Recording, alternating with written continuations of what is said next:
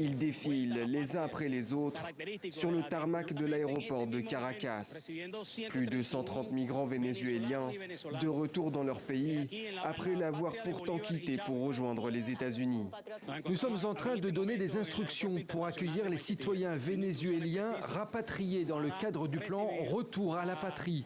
C'est la diplomatie de paix que veut le président. Ce premier vol américain d'expulsion vers le Venezuela devrait en appeler d'autres dans les prochains jours et les prochaines semaines. La première étape d'un accord qui pourrait amorcer un tournant dans les relations entre les deux pays.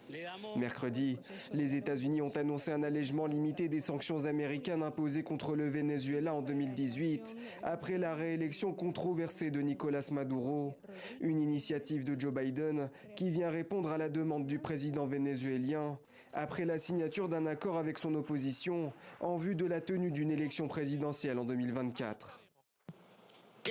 J'appelle à mettre fin à toutes les sanctions, aux persécutions financières, économiques et commerciales contre le Venezuela, à passer à une levée régulière et progressive des sanctions jusqu'à ce que nous obtenions le plus tôt possible que le Venezuela soit libéré de ces sanctions.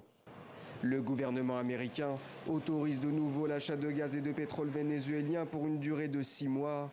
Si le Venezuela respecte les engagements pris dans le cadre de l'accord électoral, Washington évoque la possibilité de renouveler cette autorisation.